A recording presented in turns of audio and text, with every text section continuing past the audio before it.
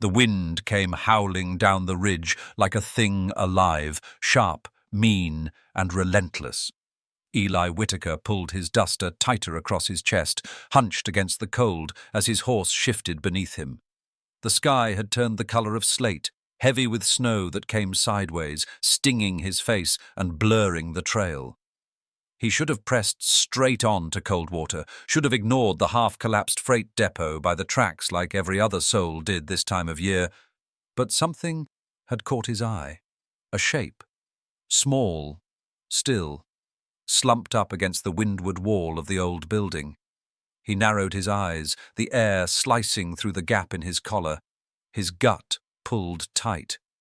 People didn't rest in spots like that, unless they were desperate or dying. He dismounted in one swift motion, boots crunching on the crusted snow. As he neared the depot, the figure sharpened. A woman, huddled into herself like she was trying to disappear. Her coat was threadbare and soaked through. Pale hands hugged her knees.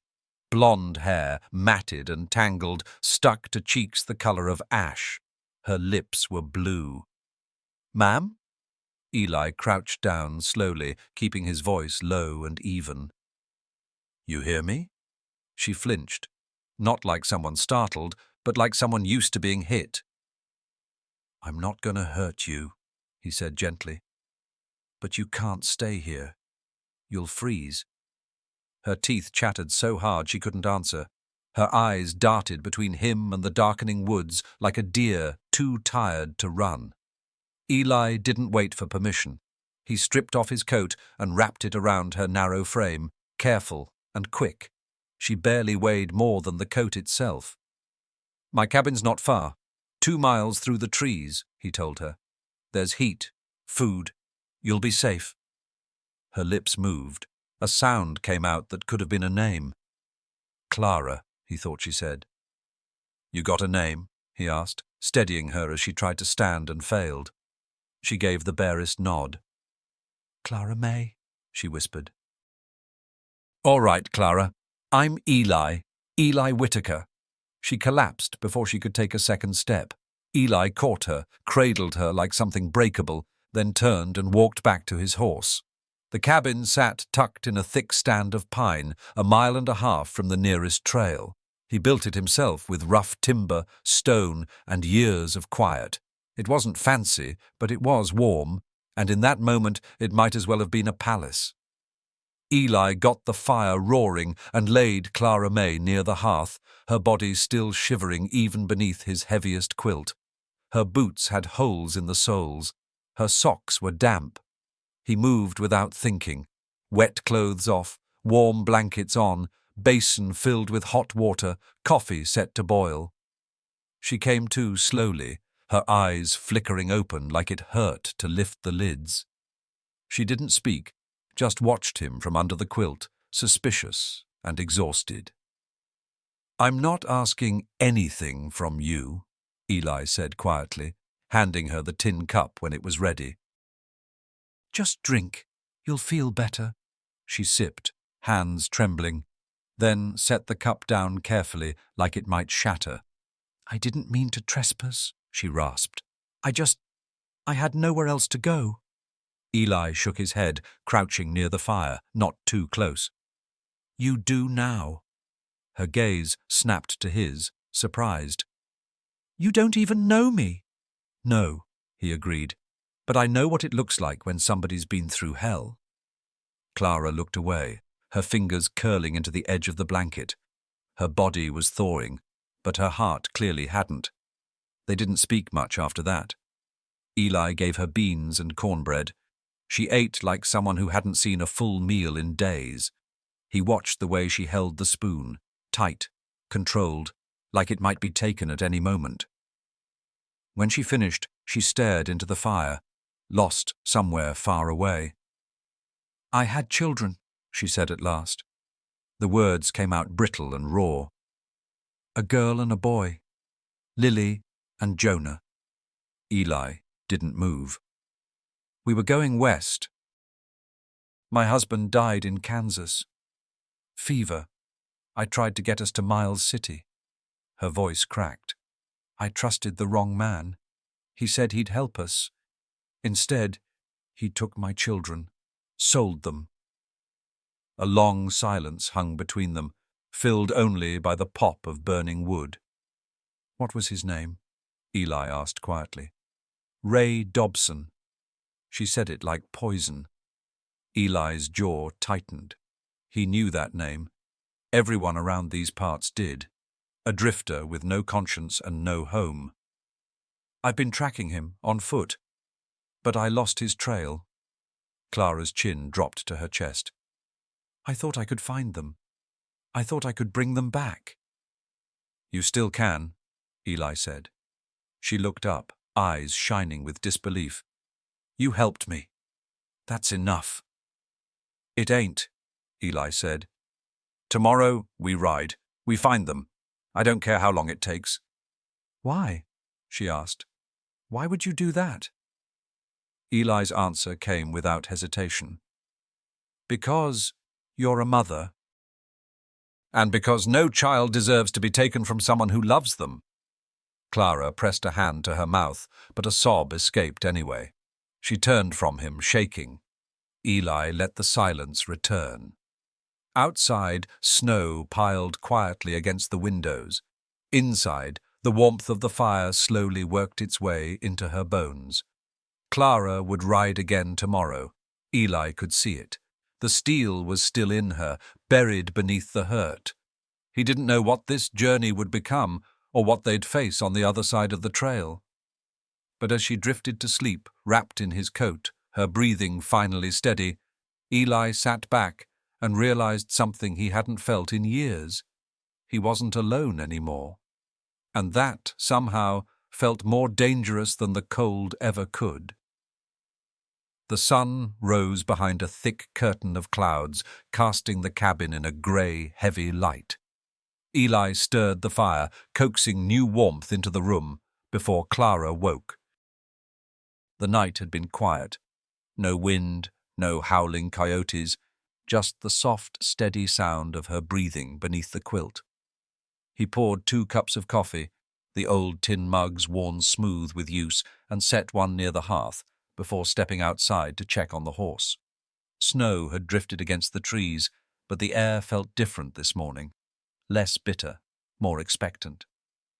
When he came back inside, Clara was sitting upright, her back to the wall, the quilt drawn tight around her shoulders. She didn't look startled this time, just tired. He set the coffee down beside her. It's strong, he said. Might knock you sideways, but it'll wake you up. She managed a faint smile. Thank you. They sat in silence for a long while, sipping slowly. The fire popped and cracked, its glow warming the knot of shadows still hanging in the corners. I meant what I said last night, Eli said finally, breaking the quiet without rushing it. About helping you. Clara nodded once, but didn't look at him. No, her hands trembled slightly as she wrapped them tighter around the cup. I'm not someone who makes promises I don't intend to keep, he added. And I've seen what men like Dobson do when no one's watching. At that, she turned her face toward the fire. He wasn't cruel at first. He was charming in a way. Said he'd lost his wife. That he knew what it meant to raise children alone. I thought... She paused, her voice cracking. I thought God had finally sent someone good. Eli didn't interrupt. We were in Miles City for barely 3 days. I was trying to find work, maybe stitching or helping in kitchens. He offered to watch the children for just an hour, said he'd buy them sweets. I didn't want to seem ungrateful. She swallowed hard. When I came back, they were gone. Ray too. The landlady said she saw him hitching up a wagon, but didn't think anything of it. I ran after them barefoot until I couldn't breathe. She pressed the heel of her hand to her mouth, like the memory might spill out if she didn't hold it in. Eli shifted closer, still careful to keep some space between them. Do you think they're still alive? She asked. I do, he answered without hesitation. Men like Dobson want money, not blood. He sold them, because someone bought them, and that someone is going to leave a trail. Clara nodded slowly, as though trying to let herself believe it. My daughter, Lily, she's 7. She hums when she thinks no one's listening, makes up little tunes. My boy, Jonah, he's 5, counts everything. Fence posts, birds, stars. Said he wanted to be a banker because they always know what things are worth. Eli smiled softly. Sounds like they got your fight in them. Clara set the cup down, her fingers curling into her lap. I had to leave everything behind when I left Kansas. The farm. My parents' land. I figured if I could just keep my children with me, none of it mattered. Her voice dropped to a whisper. Now I've got nothing. Eli's voice was firm but quiet. You've got the will to find them. That's not nothing. And you've got someone who knows these trails and the kind of men who use them. For the first time, Clara looked at him fully. Her gaze was steady, unguarded. Why are you really helping me? He didn't look away. Because I've known what it feels like to lose your footing in the world, to think you're standing on solid ground, only to find it crumbling underneath you. Someone helped me once, pulled me out when I didn't think I had anything left. I never repaid that debt. Her eyes softened. And you think helping me makes it even? No, he said, a small shake of his head. I think it's the first thing that's made sense in a long time. The fire crackled between them. Outside, snow began to fall again, slower now, gentler. We should leave at first light tomorrow, he said. Dobson moves fast, but he leaves a mess behind. I know a trapper east of here keeps his ears open. He might have heard something. I'll be ready, she said quietly. You sure? She nodded. They're out there. I feel it. I'll ride until I can't, and then I'll walk. He admired the steel in her voice, the way she didn't ask for pity, only a path forward. I've got gear for you, he said. An extra saddle, some better boots. I'll pack provisions tonight. Clara wrapped the quilt tighter around her and leaned back against the logs. I don't know what I would have done if you hadn't stopped yesterday. Eli stood and stoked the fire. Well, he said, glancing over his shoulder, we'll both find out what happens next together. The day passed slowly. Clara spent most of it resting, though Eli noticed her eyes tracking him as he moved, still wary but no longer afraid. She mended a tear in one of the blankets while he saddled the horses and loaded supplies. At dusk, he handed her a wool scarf and a pair of worn leather gloves. They're not new, he said, but they'll hold the wind out. She accepted them without a word, her fingers brushing his briefly. When night came, the snow had stilled. The forest lay hushed around them, the kind of silence that didn't feel empty, just waiting. Clara lay beside the fire, staring at the ceiling beams. Do you ever think about what life could have been? Eli sat near the hearth, sharpening a knife with slow, deliberate movements. Used to, he said. Now I think more about what it still might be. She didn't speak again for a long while, but when the flames burned low and Eli began to stand, she said softly, I want them to know I didn't stop looking. They will, he promised. And when they see you, they'll know exactly what kind of mother they have. In the morning, they'd leave behind the safety of 4 walls and ride into something far more uncertain. But Eli already knew it wasn't just Clara's fight anymore. Now it was his, too. The snow was crisp beneath the horses' hooves, crunching with each steady step as Eli and Clara made their way through the pine-shadowed trail just after dawn. The forest was quiet, save for the occasional flutter of birds startled from their branches. Eli kept his eyes forward, leading the way with quiet certainty, while Clara rode behind, wrapped in the scarf and coat he'd given her, posture stiff but composed. She didn't speak much, but Eli could see the change in her. Something had shifted since the night before. She no longer looked like someone who had been abandoned. She looked like someone chasing something she refused to lose. They moved slowly that first morning, giving Clara time to adjust to the saddle and the cold. She didn't complain, though Eli noticed the way her hands gripped the reins, white-knuckled. He offered to stop more than once, but she shook her head each time. "They're out there," she said, "and every minute we sit still, we fall further behind." By midday, they stopped near a frozen creek to let the horses drink. Eli built a small fire and passed Clara a strip of jerky and a hunk of bread from his saddlebag. She took it without hesitation. "You ever ridden this far before?" he asked after a while. She chewed, swallowed, then looked up at him. "I rode as a girl. My daddy had mules, stubborn ones." Eli chuckled. "Mules'll teach you more than horses ever will." Her mouth curved into something close to a smile. "They taught me to hold on when things buck." They rested just long enough to stretch their legs and feed the horses, then pressed on. The land opened up by afternoon, flat prairie broken by dips and ridges, the sky stretching endlessly overhead. A cold wind swept down from the hills, tugging at Clara's coat and biting at their cheeks, but she didn't falter. Eli kept glancing back, half expecting to see her slumped or falling behind. But she was there, steady in the saddle, her eyes fixed on the horizon, like she could see something he couldn't. That night, they made camp beneath a small bluff, shielded from the worst of the wind.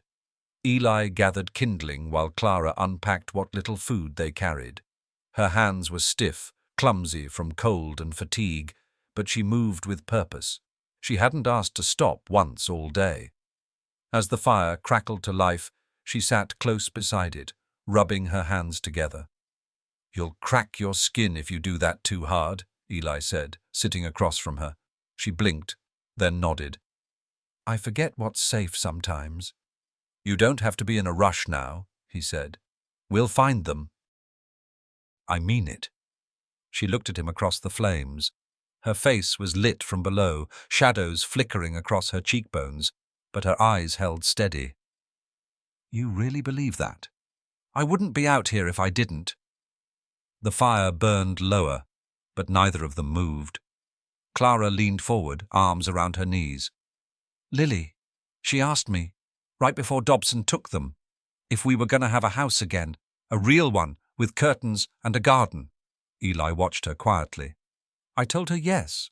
I told her we were going to build something new. I thought maybe she believed me." Her voice broke. "I need her to know I meant it." "She will," Eli said. "When you hold her again, she'll know." They sat in silence, letting the wind speak through the trees. Then Clara turned to him. "You live out here by choice?" "More or less," he replied. "Left Virginia after the war. Too many ghosts back there." She didn't ask which war. She didn't have to. "I came west hoping the space would make things quieter in my head," he added. "Didn't work, not at first." "And now?" she asked. He looked at her across the fire, then shrugged. "Now's different." She tilted her head, watching him. "Feels like I stopped running and didn't know it." Clara didn't answer, just looked down at the small tin cup in her hands. Then, very softly, "You think it's possible? Starting over?" "I do," Eli said. "If you find the right place to plant something." She nodded, eyes still lowered. "I think I want that. Not just for them. For me too."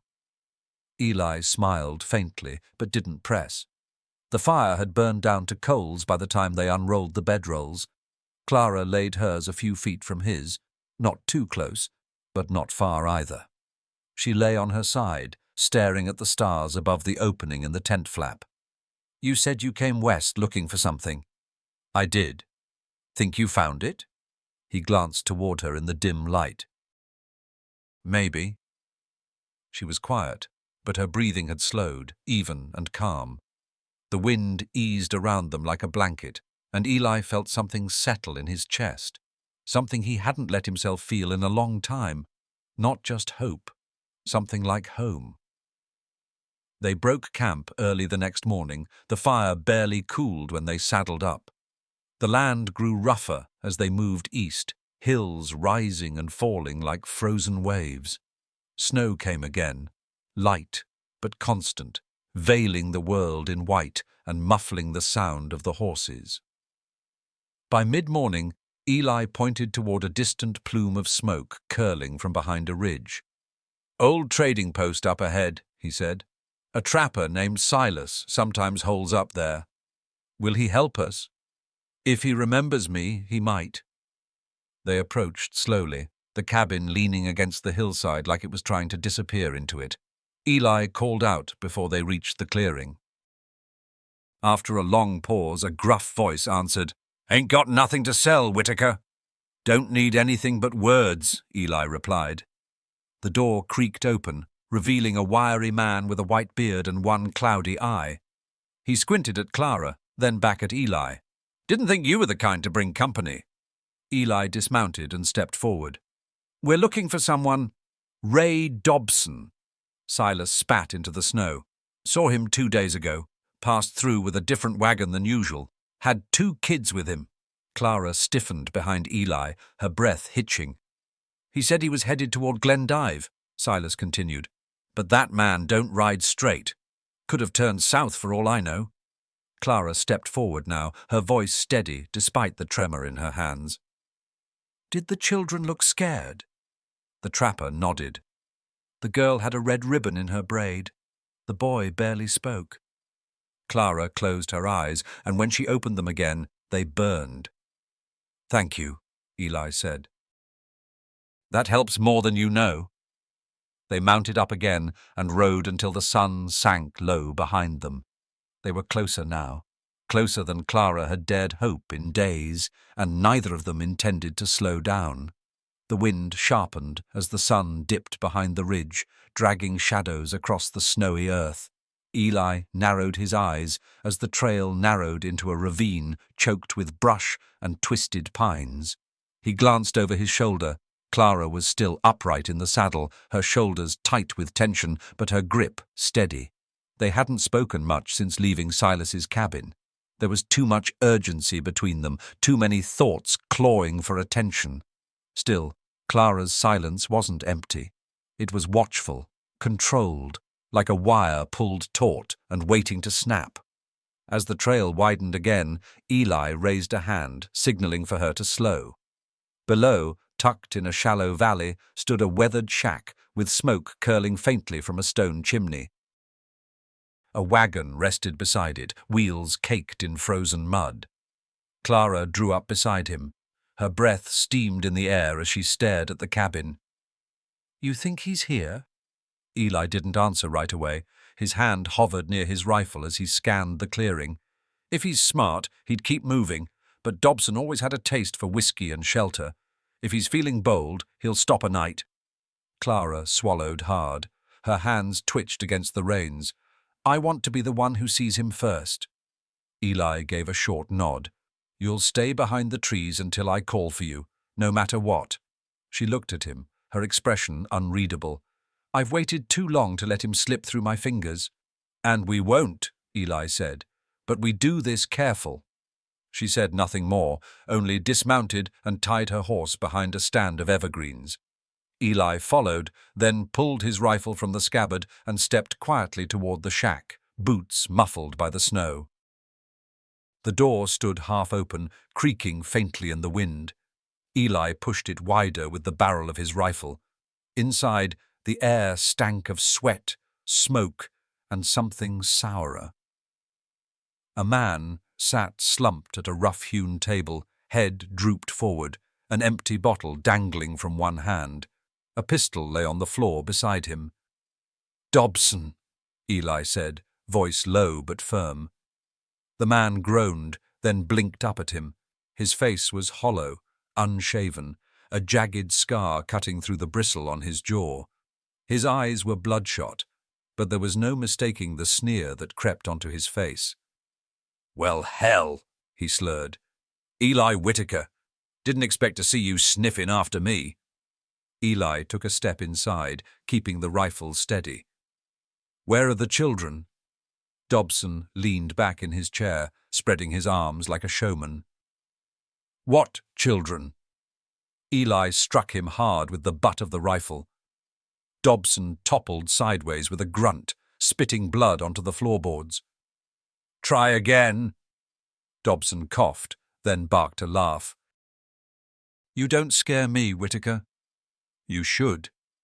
The man's mouth twisted. Traded 'em. Wasn't personal, just business. Eli's jaw tightened. To who? Freighter named Clyde Mercer, Dobson said, rubbing his jaw. Tall fella, wore a buffalo hide coat, always making stops at Fort Buford, picking up cargo nobody talks about. Behind them, a soft voice cut through the air. Let me see him. Eli turned. Clara stood in the doorway, face pale, eyes blazing. She stepped into the room, the cold trailing behind her like smoke. Dobson squinted, then laughed low and bitter. Look at you. Thought you'd be dead in a ditch by now. Clara didn't flinch. She walked right up to him and stared down at the man who'd stolen her children. You'll never hurt another soul again. Dobson opened his mouth, but Eli struck him once more, this time with enough force to send him limp to the floor. Clara stood frozen, chest heaving, hands clenched at her sides. I dreamed of this moment. I wanted to ask him why, to hear it from his mouth. And now? Eli asked. I don't need answers from cowards.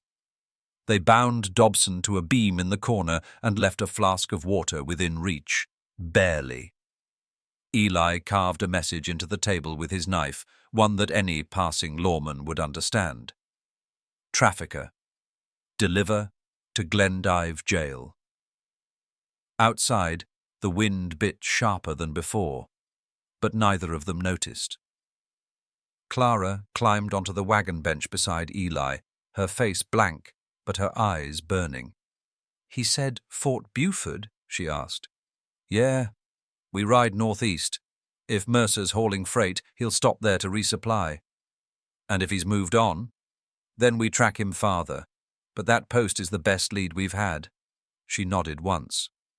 Then we don't waste time. They rode through the night, the stars above them sharp and cold. Clara didn't sleep. She sat beside Eli with her arms folded tight, staring ahead as though her focus alone could carry them forward. When they made camp near a rocky rise, she helped build the fire without a word. Eli handed her coffee and jerky, but she barely touched them. I used to tell them stories at night, she said, staring into the flames. Lily liked ones about foxes in little red scarves. Jonah always asked how many buttons were on the fox's coat. Eli smiled faintly. Smart kid. He's stubborn too. He won't stop waiting for me. He won't have to, Eli said. Not much longer now. They didn't speak again for a while, but as the wind rustled the dry grass and the flames danced low, Clara's voice came again. Do you think a person can come back from something like this? From losing everything? Eli didn't answer right away. He stirred the fire with a stick, then met her eyes. I think you already have. You're not who you were when I found you at the depot. She blinked hard, but didn't look away. You think they'll know me? They'll know the part that matters. They'll see the woman who never stopped riding. Her hand reached for the edge of her bedroll, pulling it closer. Then, softer. When this is done, I don't want to be alone anymore. Eli stared into the fire a moment longer, then nodded. You won't be. When they slept that night, the silence between them wasn't made of distance. It was trust, woven slow and quiet through firelight and frost. And though the road ahead still twisted into the unknown, neither of them doubted where they were going anymore. They were going home. They just had to bring the missing pieces back with them. Snow drifted in dry, slow sheets as they neared Fort Buford, the wind scraping low across the prairie. The Missouri River curved grey and silent beneath the sky, its surface glazed in frost. Clara sat upright beside Eli on the wagon bench, her hands tucked into her lap, her eyes locked forward. They hadn't spoken much since leaving Dobson's shack. There wasn't much to say. Every mile they rode brought them closer to the place where her children might be. Every hoofbeat was a question. Are they still there? Will they remember me?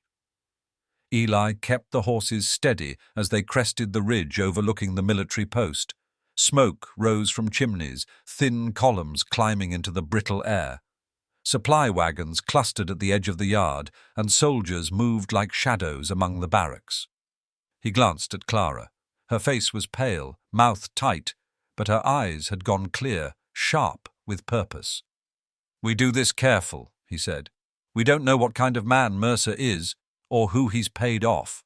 I'm not leaving here without them." "I know," he said, "but let's do it smart." They tied off the horses near the stables and made their way across the packed earth toward the main building. The door creaked as they stepped inside. Warmth hit them in a wave, thick with pipe smoke, sweat, and stew. Men gathered in small groups around worn tables, playing cards or hunched over tin plates. A fire burned low in a stone hearth at the far end. Eli scanned the room, eyes moving from face to face, until he spotted a tall man near the back. Buffalo hide coat slung over one shoulder, rifle leaning against his leg. His nose was crooked, as if broken more than once, and a long scar traced his jawline. "That's him," Eli murmured. Clara didn't hesitate. She stepped forward, cutting across the room like a blade through silk. Eli followed a pace behind. "You're Mercer?" she said, her voice clear and steady. The man looked up slowly, chewing on a toothpick. "Who's asking?" "I am," she said. "Where are they?" His brow furrowed, then relaxed with realization. "Ah, Dobson's freight. Thought you were dead." Eli stepped closer, his hand resting near the butt of his revolver. "They're not your concern anymore." Mercer didn't reach for his rifle. He just leaned back in his chair. "Didn't lay a hand on them. Took them off Dobson to keep things quiet. Didn't trust the bastard to treat 'em decent." Clara's voice dropped. "Where are they?" "In the back room," he said, nodding toward a side door. "Didn't lock 'em in. Told the boy to keep his sister close. Fed 'em stew. You can ask 'em yourself." Clara pushed past him, her boots loud on the plank floor. Eli kept his eyes on Mercer until he heard the sound, sharp, fragile, and unmistakable. A child's cry. Then Clara's voice cracked open the room. "Lily! Jonah!" Eli turned as the door swung wide. Clara stood there with both children wrapped in her arms, her face crumpled and shining with tears. Lily's braid had unraveled, the ribbon faded to pale pink. Jonah clung to her side like he'd never let go again. Mercer scratched his beard. "Told you they were safe." Eli stared at him. "You make a habit of dealing in people? I make a habit of getting paid. I didn't buy 'em to hurt 'em. Just to get 'em out of Dobson's hands."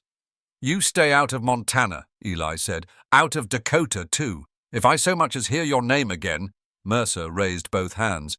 "Don't plan on lingering." Eli moved to help Clara guide the children toward the door. Lily kept looking over her shoulder, as if afraid it might all vanish. Jonah's little hand never left his mother's coat. Outside, snow had started again, falling like dust. Eli lifted Jonah into the wagon, while Clara helped Lily climb up beside him. She followed, wrapping them both in the thick buffalo robe she'd carried since the first day of their ride. Eli checked the straps, then climbed into the driver's seat. They sat there for a moment in silence, the fort shrinking behind them. "You did it," he said softly. Clara looked at him, her eyes brighter than he'd ever seen them. "We did."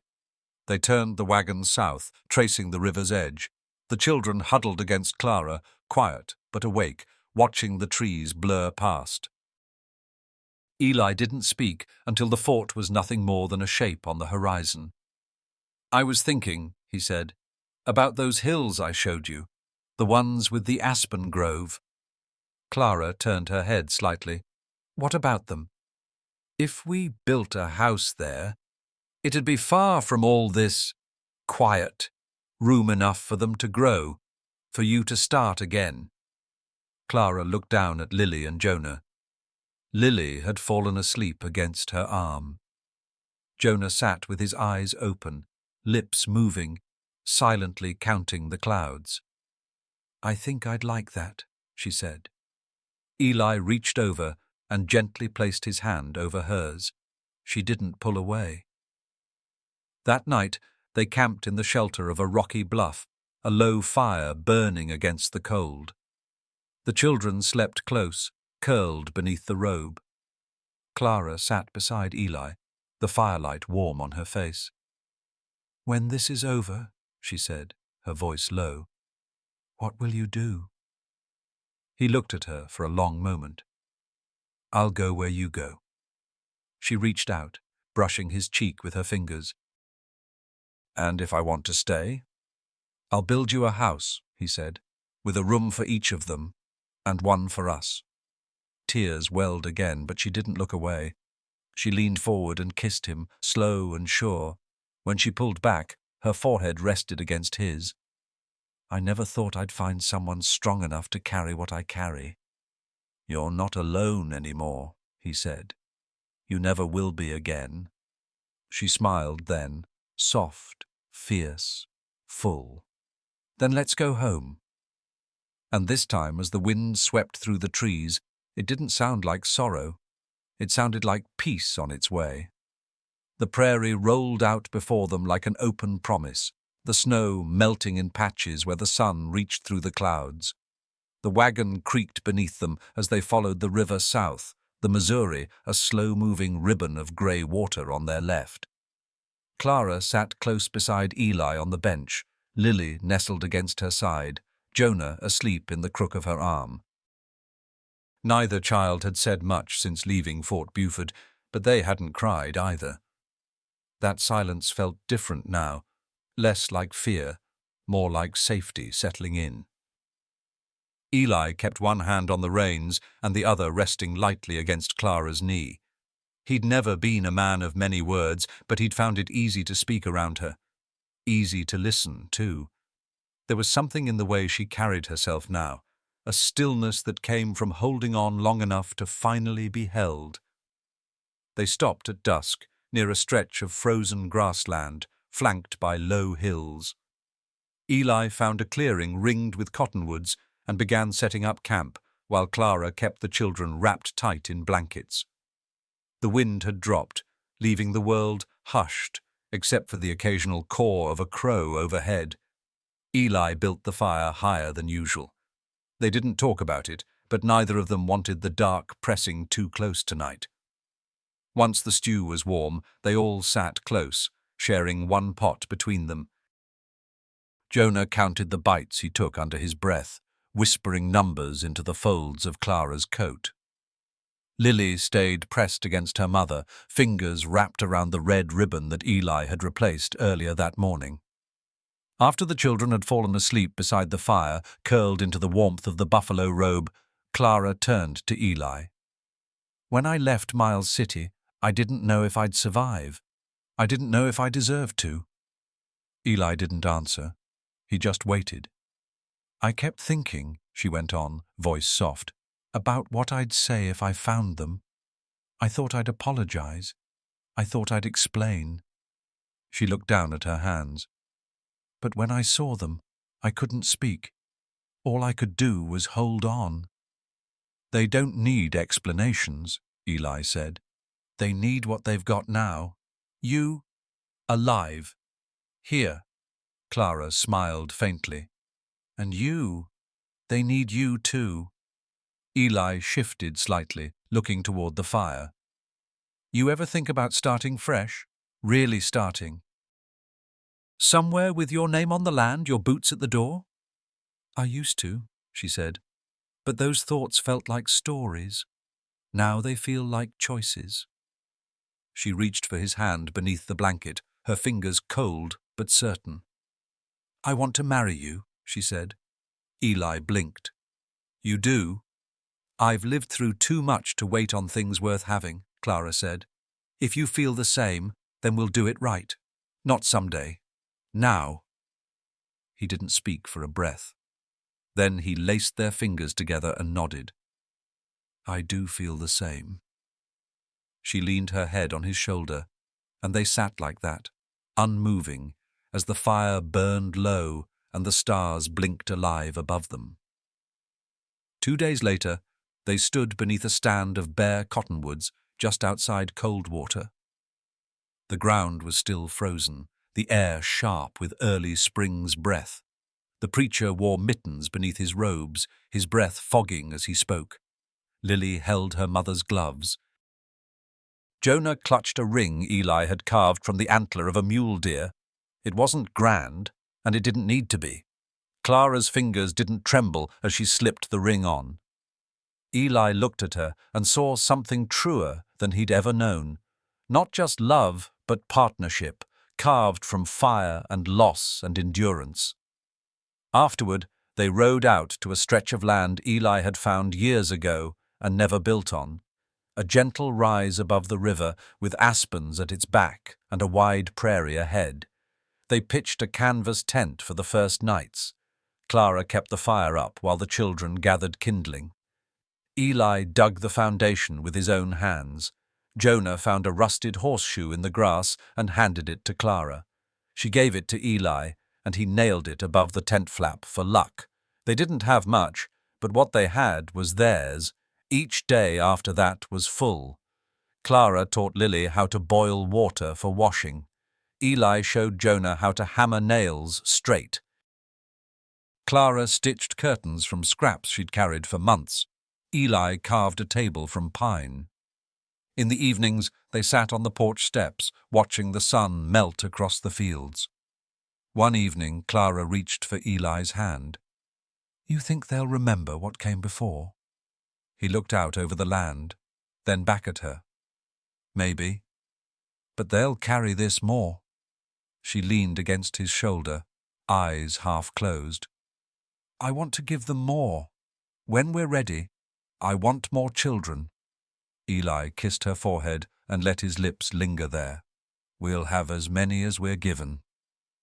Later, after the children were asleep beneath the quilt Clara had pieced together from old shirts and flour sacks, Eli lay beside her beneath the canvas roof they'd raised together.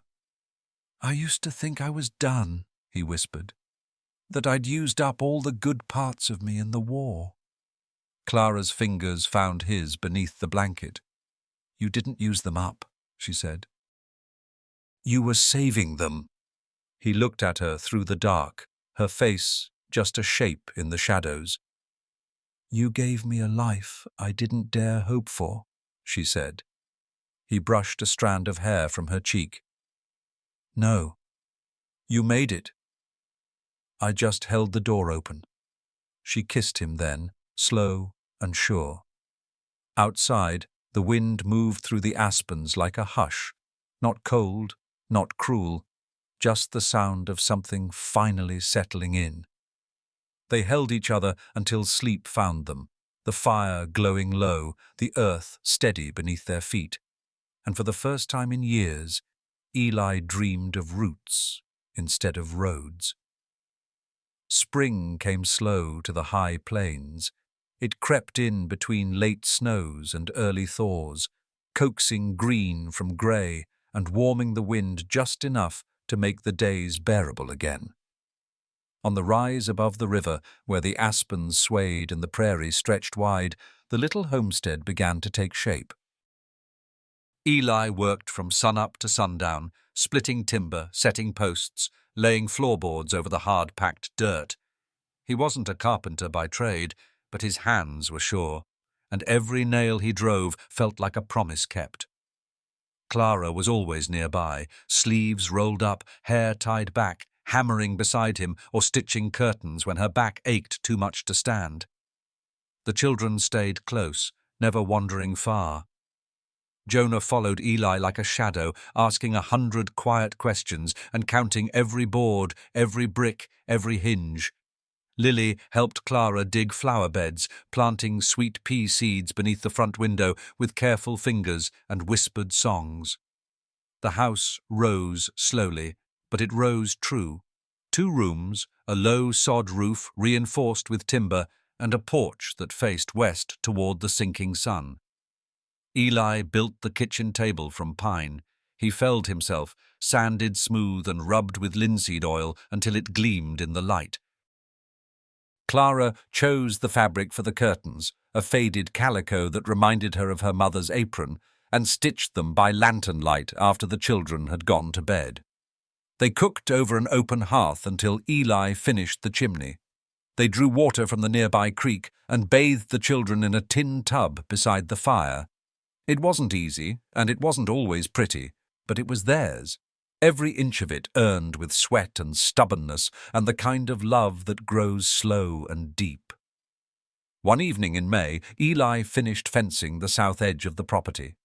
The air smelled of wet earth and smoke, and he could hear Clara's laughter from the porch as Lily told a story about a talking rabbit who stole Jonah's socks. When he rounded the corner, he saw Clara sitting on the steps with a bowl of peas in her lap, watching the children chase each other through the tall grass. Lily's braid streamed behind her like a ribbon, and Jonah ran with arms outstretched, pretending to be an eagle. Clara looked up as Eli joined her. She smiled, soft, full, the kind of smile that needed no words. "I like it here," she said, shelling another pea. "It's not what I pictured when I left Miles City, but it's better." Eli sat beside her, brushing dust from his hands. "Feels like it was always meant to be this way. Us. Here." She leaned her head on his shoulder. They sat in silence, the light turning gold across the land, shadows stretching long. "Do you ever think about what's next?" Clara asked. "Every day," Eli said, "but not in the way I used to. Back then, it was about where I'd run next. Now it's about what we'll build." Clara nodded, still watching the children. "I want to teach Lily to sew. And Jonah, maybe. He's good with numbers. I think he could learn to do books someday." "Let's give him the chance," Eli said. "I want more," she whispered. "More days like this, more children when we're ready. A barn, chickens maybe." "A garden with real rows." Eli reached for her hand, lacing his fingers with hers. "We'll have it, all of it." She looked at him then, eyes full of quiet certainty. "You really believe that, don't you?" "I do," he said. "I've never been more sure of anything." A breeze stirred the grass, and the scent of sage drifted across the field. The children ran toward them, breathless and laughing. Lily climbed into her mother's lap, clutching a small wildflower, while Jonah leaned against Eli's knee and began counting the stars as they blinked to life above the trees. That night, after the children had been tucked beneath the quilt Clara had pieced together from old flannel shirts and flour sacks, Eli and Clara sat on the edge of their bed, looking out the window at the darkening sky. The fire crackled softly behind them. The room smelled of cedar and smoke and something sweeter, belonging. "You remember what you told me?" Clara said, resting her head against his chest. "About how you thought you'd used up all the good parts of yourself?" Eli nodded. "You didn't," she said. "You brought them here, to this place, to me, to them." He held her tighter, closing his eyes. "You gave me a reason to bring them out again." She kissed his jaw, slow and sure. "Let's never run from anything again. Not fear, not grief, not even joy." "We won't," Eli said. "We'll stand. Together." They fell asleep with the window cracked open, letting in the scent of the prairie. The wind rustled the grass outside, soft as a lullaby. The stars blinked overhead, quiet and watching. Inside that little house on the hill, love settled in like light, gentle, warm and steady. And it wasn't the end of the road.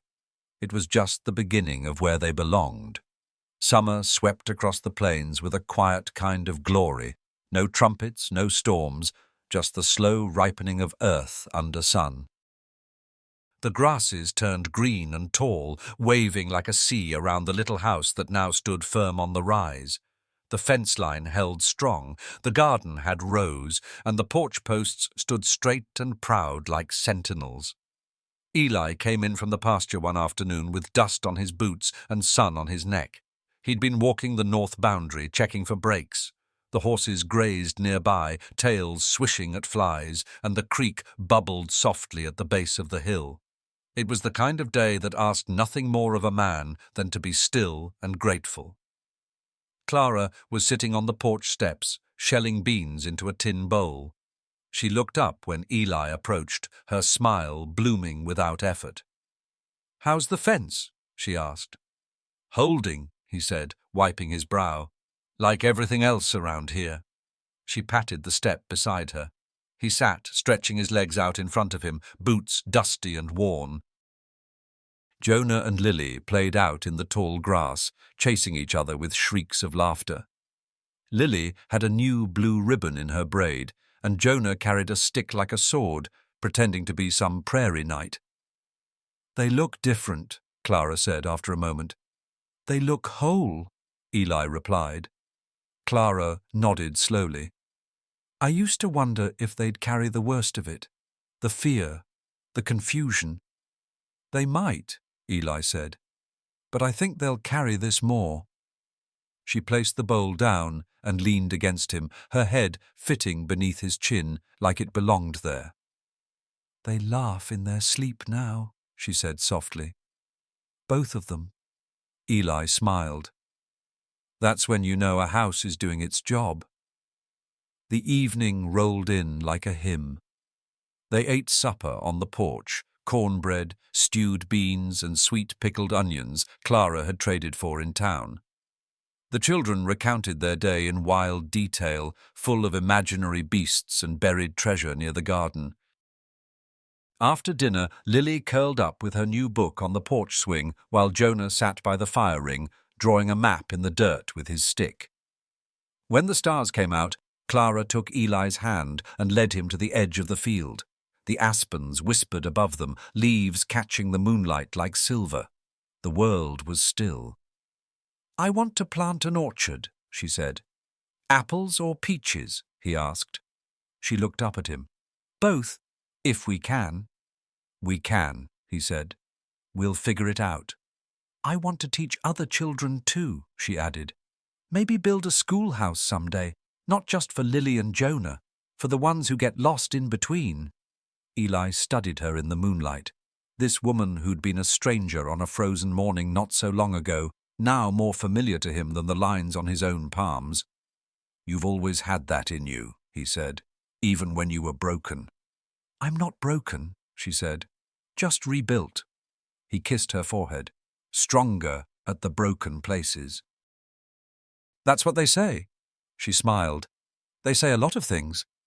But this is what I believe." They stood there a while, wrapped in silence and moonlight, and everything they'd fought to earn.